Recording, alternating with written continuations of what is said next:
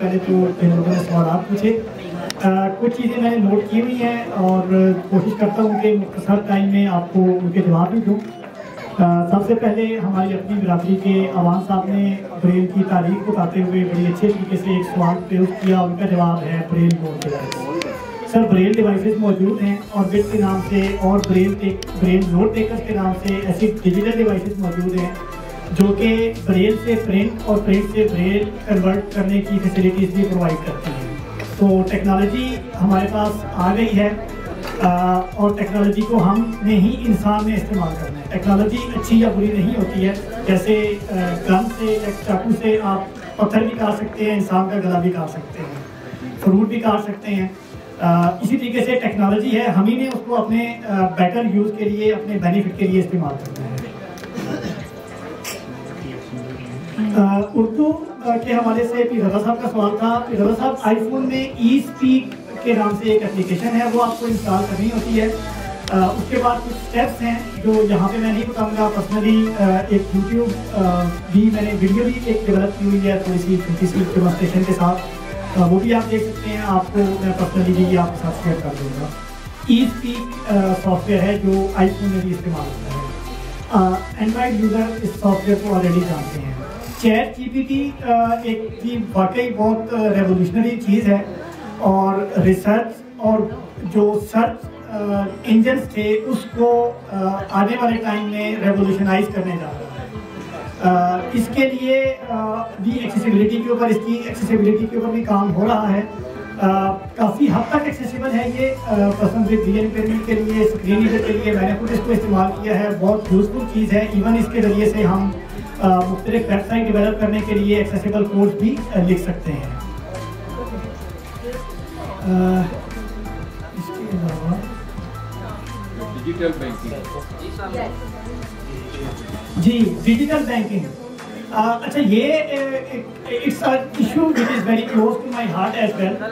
Digital banking की दो dimension है। एक डायमेंशन है जो आपको डिजिटल फैसिलिटीज़ को प्रोवाइड करना, कि जो बैंक इनकार कर देते हैं कि आपको एटीएम फैसिलिटी, वेबसाइट की ट्रांजैक्शन की फैसिलिटी बैंक प्रोवाइड ही नहीं करेगा। और दूसरी चीज़ है कि बैंक आपको फैसिलिटी प्रोवाइड कर देता है लेकिन उनका प्लेटफॉर्म या सिस्टम एक्सेसिबल नहीं होता।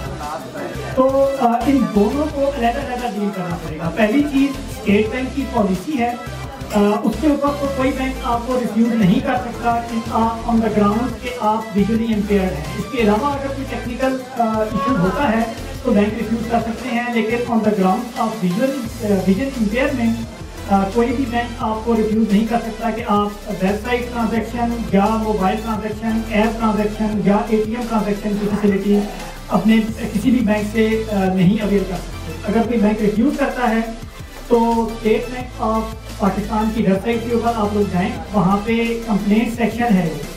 उस कंप्लेंट सेक्शन में डिजिटल या एक्सेसिबल बैंकिंग के हवाले से एक स्पेसिफिक फॉर्म है, उसके अंदर वो कॉम्बो बॉक्स आता है। आप इश्यूज में से अपना वो सिलेक्ट करेंगे, वहाँ पे अपना मुद्दा लिखेंगे, स्टेट बैंक को आपकी ऑनलाइन कंप्लेंट चली जाएगी। अपने नंबर के साथ लिखिएगा तो जो भी रेलिवेंट बैंक है उसकी तरफ से आपको फीडबैक आएगा।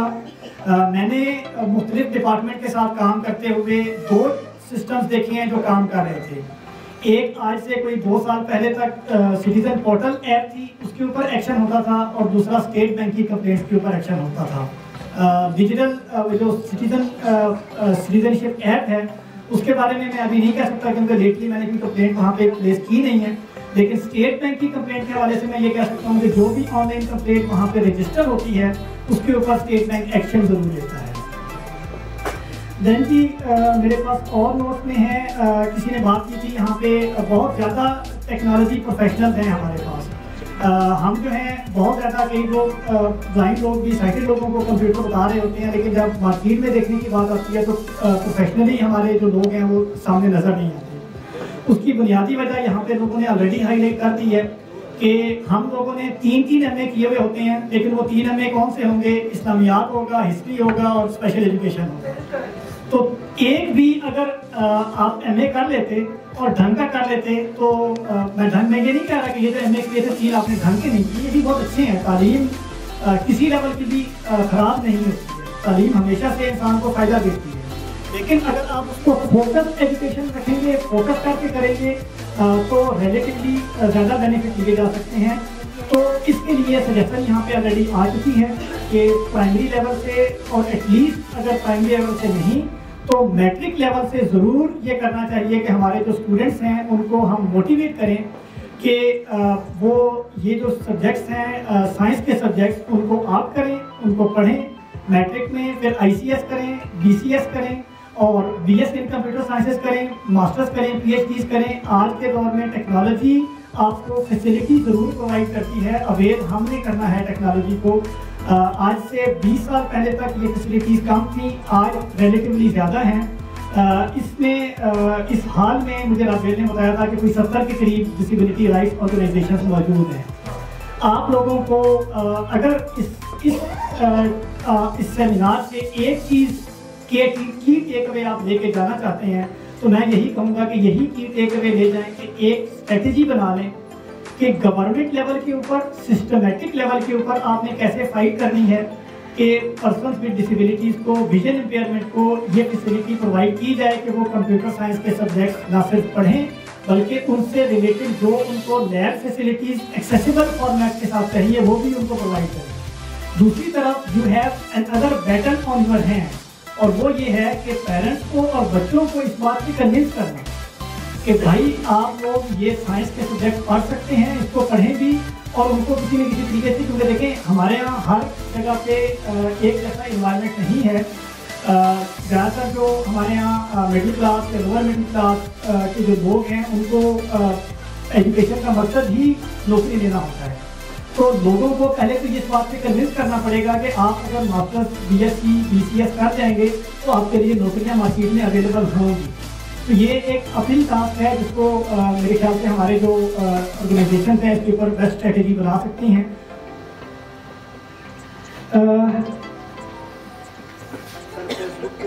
एक्सेसिबल ऐप्स के हवाले से बात हुई थी जी, बिल्कुल कि ऐप्स कौन सी एक्सेसिबल हैं। बी माई आइज है, इसके अलावा ब्लाइंड स्क्वायर है, ई-स्पीक है और भी कई किस्म की ऐप्स हैं जो आपको मिल जाती हैं। दराज की ऐप्स है, विजन AI ऐप है, सीइंग AI ऐप है, प्रिज्मो गो है जो आपको मुख्तलिफ किस्म के फंक्शन आपके लिए प्रोवाइड कर रही होती हैं। इट डिपेंड्स कि आपको क्या फैसिलिटी अवेल करनी है। इसीलिए मैं आपको ये मशवरा दूंगा कि बहुत सारे व्हाट्सएप ग्रुप्स हैं। PFFB का भी एक बहुत अच्छा टेक अवेयरनेस के हवाले से और इंफॉर्मेशन के हवाले से बहुत अच्छा ग्रुप है। आई वुड रिकमेंड कि एज अ विजुअली इम्पेयर्ड अगर आप टेक्नोलॉजी के साथ लिंक रहना चाहते हैं तो उसको जरूर ज्वाइन कीजिए। राबेल से और बाकी जो यहाँ पे टेक इनके एक्सपर्ट्स यहाँ पे मौजूद हैं उनसे आप रब्ता करेंगे तो वो यकीनन आपको उन ग्रुप्स में ऐड कर देंगे। एक चीज़ यहाँ पे बात हुई कि ऐप्स एक्सेसिबल नहीं होती, फेसबुक की मिसाल दी गई और दराज की ऑनलाइन शॉपिंग के हवाले से एक्सेसिबिलिटी की बात की गई कि वो ऐप्स एक्सेसिबल नहीं होती हैं। तो पाकिस्तान में जब पॉलिसी हम बना रहे थे मिनिस्ट्री ऑफ IT की, जब मैंने जिक्र किया तो उसमें हमने एक रिकमेंडेशन दी थी कि इंटरनेशनल जो स्टैंडर्ड्स हैं W3C के वेब कंटेंट एक्सेसिबिलिटी गाइडलाइन, ये एक्सेसिबिलिटी गाइडलाइंस हैं जो भी ऑनलाइन वेबसाइट डेवलप होती है या ऑनलाइन ऐप डेवलप होती है जो कि आपके मोबाइल फोन के लिए आती है, वो एंड्रॉइड हो या iOS हो, उसकी वर्जन 2.1 आजकल चल रहा है। तमाम की तमाम गाइडलाइंस वहाँ पे मौजूद हैं। डेवलपर्स का ये काम है कि वो उन गाइडलाइंस को पढ़ें, अंडरस्टैंड करें और उनको फॉलो करते हुए अपनी ऐप या वेबसाइट डेवलप करें। अगर उन गाइडलाइंस को फॉलो करते हुए वेबसाइट या ऐप डेवलप होगी तो ये जो इश्यूज आप लोग बता रहे हैं कि जब अपडेट आती है तो उसमें हमारी मोबाइल के साथ कोई फेसबुक चलना बंद कर देती है या कोई इश्यूज आना शुरू हो जाते हैं, लोडिंग के इश्यूज आना शुरू हो जाते हैं, डिलेज आना शुरू हो जाते हैं, तो ये इश्यूज उस सूरत में नहीं आएंगे या कम आएंगे। अनफॉर्चुनेटली जो हमने रिकमेंडेशन दी थी उसमें यह था कि जो वेबसाइट डेवलप हो पाकिस्तान में, पब्लिक सेक्टर वेबसाइट जो भी पाकिस्तान में अवेलेबल हो वो WCAG की AA लेवल कंप्लायंस होनी चाहिए। इसके 3 लेवल होते हैं, सिंगल A, डबल A और triple A। Single A lowest accessible standard है, डबल A मीडियम है और triple A utmost accessibility level होता है। तो हमने डबल ए लेवल की रिकमेंडेशन दी थी, लेकिन पॉलिसी मेकर्स ने सिंपल ये लिख दिया कि जी website should be made accessible. अब वो एक्सेसिबल वेबसाइट तो वो भी है जो इस वक्त पीटीए की या मिनिस्ट्री ऑफ आईटी की वेबसाइट चल रही है, लेकिन उसको स्क्रीन रीडर यूज़र कितना एक्सेस करके कितना उससे बेनिफिट ले सकता है, ये एक अलग सवाल नज़र आ रहा है। और इसी चीज़ को लेते हुए दूसरी जो रिकमेंडेशन थी हमारी तरफ से वो पहले सेशन में डिस्कस हुआ था कि जो टेक्नोलॉजी एक्चुअली देखें, हमारे यहाँ जितनी डिवाइसेस हैं सॉफ्टवेयर तो हमारे यहाँ डेवलप हो रहे हैं कुछ चीज़ों के, दो के वो एक्सेसिबिलिटी रिलेटेड सॉफ्टवेयर यहाँ पे डेवलप नहीं हो रहे। हमारी जितनी भी एनजीओ सेक्टर है वो सेमिनार के डिस्कशन के ऊपर बहुत ज़्यादा फोकस हैं, पॉलिसी के ऊपर और सॉफ्टवेयर डेवलपमेंट के ऊपर, एक्सेसिबल डेवलपमेंट के ऊपर हमारा जो एनजीओ सेक्टर भी है उसको फोकस नहीं कर पा रहा या कर नहीं रहा या कर नहीं पा रहा, उसकी मैं उस बहस में नहीं पढ़ूँगा। उस पॉलिसी रिकमेंडेशन में हमने ये भी रिकमेंडेशन दी थी कि जो टेक्नोलॉजी बाहर से एक्सपोर्ट होती है, वो सॉफ्टवेयर हो या हार्डवेयर हो, फॉर पर्सन्स विद डिसेबिलिटीज उसको टैक्स फ्री होना चाहिए। वो भी रिकमेंडेशन जब पॉलिसी फाइनल ड्राफ्ट की शक्ल में हमारे सामने अप्रूव होके आई तो उसमें पता चला कि किसी लेवल के ऊपर वो रिकमेंडेशन भी ड्रॉप हो गई थी। तीसरी रिकमेंडेशन जो थी वो हमने दी थी मिनिस्ट्रीज़ को, मुख्तलिफ मिनिस्ट्रीज़ को इंक्लूडिंग हायर एजुकेशन कमीशन और ministry of commerce, ministry of foreign affairs, ministry of human rights, मुख्तलिफ किस्म की NGOs जहाँ पे पाकिस्तान में आके डेवलपमेंट काम कर रही होती हैं, जैसे USCFP है, यूनाइटेड स्टेट्स एजुकेशनल फाउंडेशन, इसी तरह के जो डार्ट फाउंडेशन है जर्मनी की, और कई एक इदारे हैं जो यहाँ पे आके लोकली डेवलपमेंट काम कर रहे हैं। उनके साथ MOUs प्रॉपर साइन होने चाहिए कि जो टेक्नोलॉजी बाहर से आए। देखें, अभी अगर आपको एक सॉफ्टवेयर एक डिवाइस मिलती है $1000 की, तो वो डिवाइस आपको पड़ेगी 2.5 लाख में, बल्कि 2,70,000 में। तो उसको रिड्यूस रेट के ऊपर अगर government to government MOU sign हो जाए, एग्रीमेंट साइन हो जाए, जो कि टेक्नोलॉजी को टैक्स तो कम करे ही करे गवर्नमेंट, लेकिन उसकी कास्ट को मजीद कम करने के लिए आपको MOUs एग्रीमेंट करने पड़ेंगे मुख्तलिफ ऑर्गेनाइजेशन के साथ कि वो कास्ट शेयरिंग फार्मूला के तहत वो टेक्नोलॉजी आए पर्सन विद डिसेबिलिटीज को वही डिवाइसेस रिड्यूस रेट के ऊपर ताकि अवेलेबल हैं। और इसके साथ साथ एक और रिकमेंडेशन थी कि इसी तरह की जो टेक्नोलॉजीज हैं उसके लोकल मॉडल मैन्युफैक्चर करने चाहिए, क्योंकि देखें जो भी चीज़ अगर बाहर से एक्सपोर्ट होकर आएगी तो वो कीमत आपको फॉरेन रिजर्व एक्सचेंज की सूरत में पे करनी है, डॉलर्स की शक्ल में पे करनी है।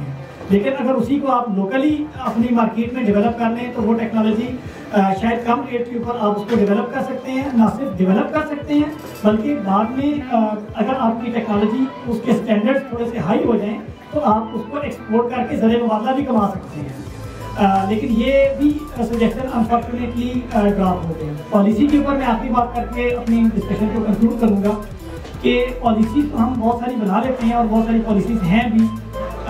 एक तो पॉलिसी के अंदर इन इटसेल्फ जो पॉलिसी हमारी डॉक्यूमेंट होता है उसके अंदर इम्प्लीमेंटेशन का जो एलिमेंट होता है या उसकी इन्फोर्समेंट का एलिमेंट वो बहुत कम होता है। उसको इन्फोर्स करने की पावर जो होती है वो या तो डिटरमिन नहीं की जाती है कि किसने इसको इन्फोर्स करना है, या अगर की भी जाती हैं तो उसके ऊपर पेनल्टीज या उसके ऊपर रिस्क इतने कम रखे जाते हैं कि अगर एक कहा भी गया कि जी वेबसाइट एक्सेसिबल करनी है, किसी ने डिपार्टमेंट ने नहीं की तो उसकी कोई कीमत नहीं है, उसको कोई पूछने वाला भी नहीं है। इसी तरीके से जो दूसरा इशू आता है वो यही आता है कि जो पॉलिसी हमारी बन रही होती है उस पॉलिसी के अंदर पर्सन विद डिसेबिलिटीज खुद शामिल नहीं होते। जो हमारे अरबाब इख्तियार हैं, हम ये नहीं कहते, डिमांड करते कि जी वो भी अगर हो जाए तो बहुत अच्छी बात है कि पर्सन विद डिसेबिलिटीज के नुमाइंदे असेंबली में बैठें, लेकिन असेंबलियों में बैठने की बजाय जब वो पॉलिसी बन रही है और उनसे रिलेटेड पॉलिसी बन रही है तो उनसे पूछ तो लें कि यार ये हम चीज़ करने जा रहे हैं क्या ये ठीक भी है या नहीं ठीक, लेकिन वो भी नहीं पूछा जाता। अपनी इंटरनेट जो सिस्टम है उसको अप्लाई करके पॉलिसी बना दी जाती है। मेरे ख्याल से मैंने काफ़ी सारी चीज़ों के जवाब दे दिए हैं, अगर किसी चीज़ को मिस कर दिया तो आप एक करनी। Thank you so